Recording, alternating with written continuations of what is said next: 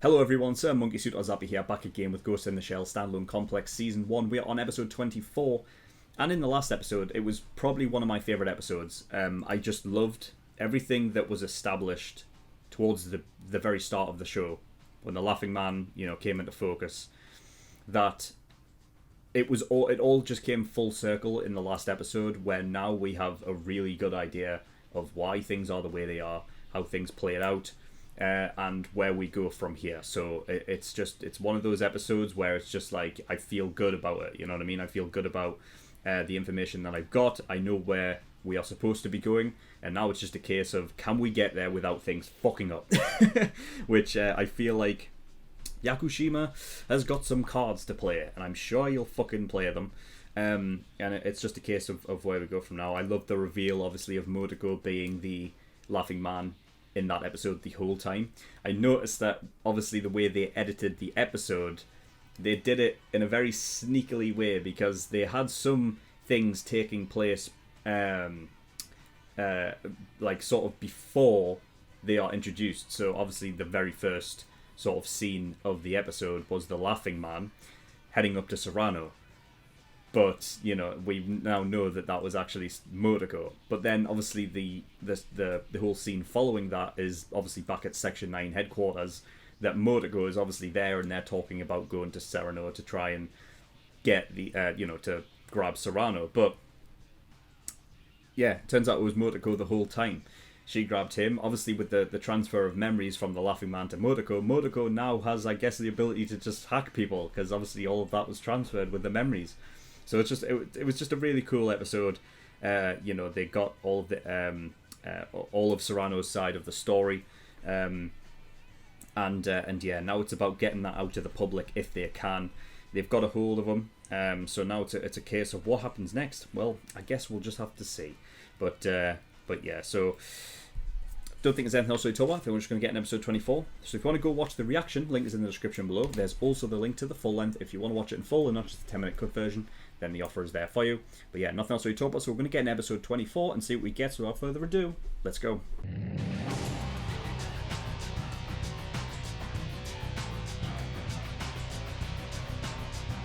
Okay, episode 24. Shit. Section 9. There's no more. Bloody hell. I wasn't expecting it to just kick off like this at all. Like, I guess to some degree, because I have said previously in previous episodes that it's going to be interesting to see how Section 9 deal with all of this corruption, because they are essentially part of the government as well. And, obviously the likes of Yakushima and everybody higher up, obviously knowing that Section 9 are kind of onto them, would do everything within their power to get rid of them, and use some media sort of use the media to very much undermine them and put them in a position where even the public don't have a specifically, I guess, great view of what Section 9 actually is and what it does.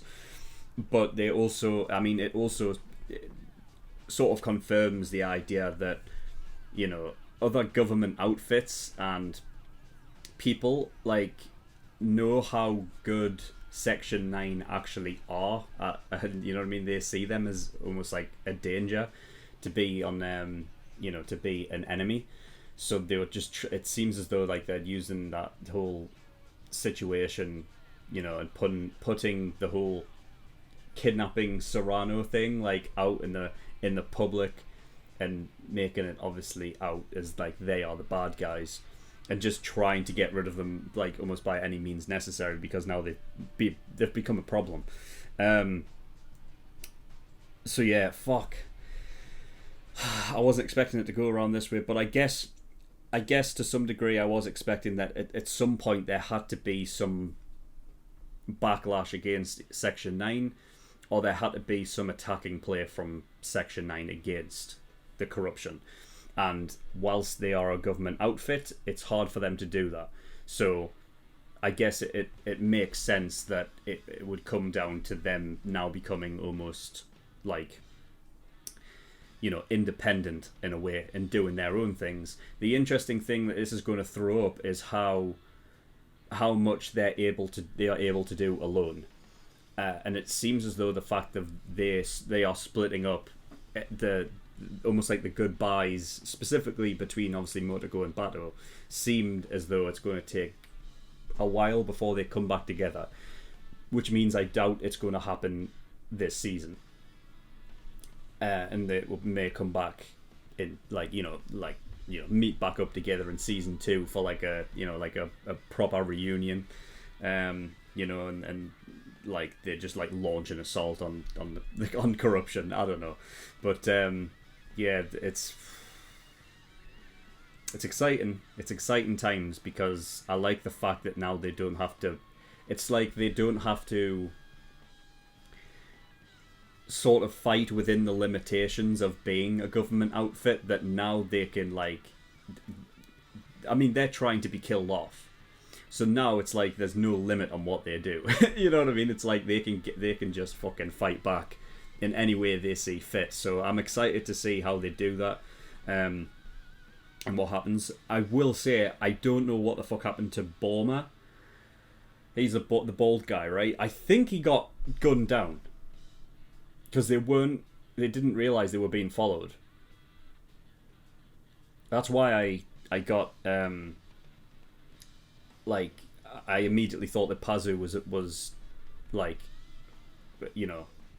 he may have been a sort of informant on the inside, because just the way that he sort of just wandered into the bar, it's Modico's like sort of secret place as well, but the way he just wandered in and was kind of like, all right, chilling out, like after it almost made me think that he was, he was a traitor, but so I was completely wrong, but you know what I mean, he really, really made up for it with that sneaky, basically hiding it within the cigarette to give it to that one guy, because that is the one guy outside of Section 9 that can assist with these little things, so yeah, I mean, really, really cool, but it's yeah, I'm not sure what happened to Borma. It was off screen, but I don't know. I don't see how he got away with that unless they gunned like at his leg so he couldn't run or something like that, But yeah, we didn't see which way.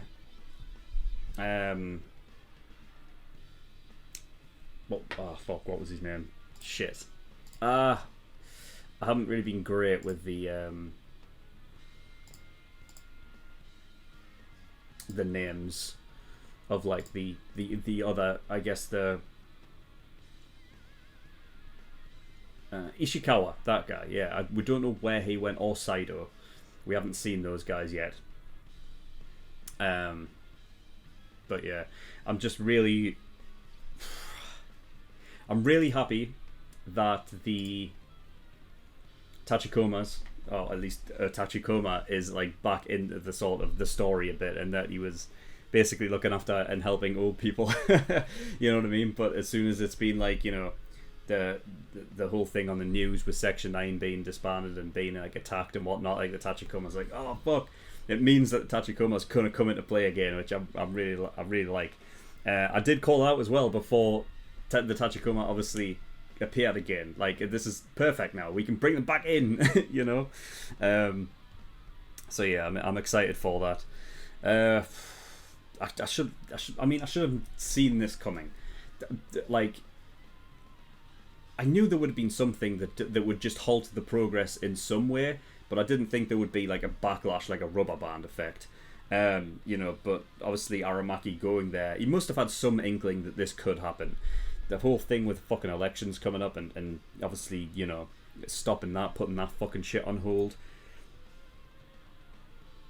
God, but the whole thing with special forces, I think that's what the Prime Minister was really getting at there, is like, because the Section 9 outfit is considered like dangerous for how good they are. They it's like they really, really just want rid of them,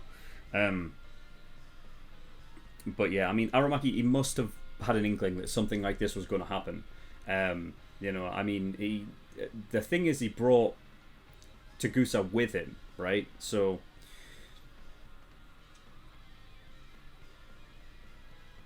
because I mean, the thing is that what I thought he had in mind was that because Taguso was obviously the one who uncovered all of this, that Taguso would be the one to present it, but he didn't. He just stayed in the car. So, you know, it's like he must have been aware that something like this was going to happen and not leave him completely out of the loop. The thing is, as well, is that in a way it does work in Tagusa's favour, even though, like, you know, he's in no position to really help out, but also I think he's safe where he is, you know what I mean? Like, he's not going to get, you know, like, gunned down. You know, but he's in a safe spot. But the thing is, as well, is because he was out of the loop from the operation surrounding Serrano and talking with Serrano, because Taguso was out of the loop, he wasn't actually there. It means that, like, they can't probe him for information regarding that because he genuinely does not know. You know what I mean? Which ends up being perfect in that way. And I feel like because Aramaki is, like, the thing about Aramaki is his resourcefulness and actually, you know, his smarts. Like, I would not be surprised if he, like, anticipated something like this going down, you know. You know, and it's just really, really cool to sort of see. It's going to be interesting to see how they wrap up this season, you know, because obviously as seasons go, they do ramp up towards the end, and with all of them split up now, I don't know where it ends off. I don't know where they end off the season. You know, because I'm trying to think what else can they possibly do. Where will Serrano be? Have they taken him to some place that is, like, you know, like, untraceable, like somewhere that the government obviously didn't know about, a secretive place? I don't know. But whatever's on those chips, those, like, little mini, I refer to them as, like, mini floppy disks, like, you know what I mean, bite-sized ones. That may be, like, a thing of, like, they've recorded, like, a conversation with him, or, like, let him basically say everything that he needs to say. And if they're on those little floppy disks, there was two, so I'm guessing they're both the same. It's like one in a copy. If we lose one, we still got another one. You know, and now one's in the hands of that guy behind the bar, which is perfect because no one's going to suspect him, I suppose.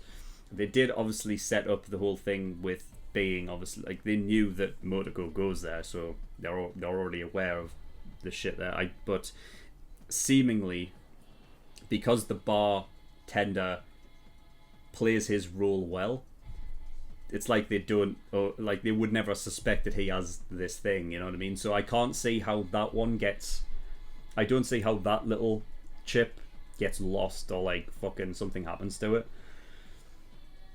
So yeah, interesting. Very, very interesting.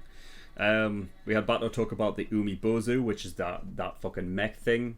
There was something that they talked about, actually, like, in regards to that's like there was some operation to take back, I think they said Nemuro, which I don't think I've heard before, so that's something that I guess that, well, it must crop back up sometime,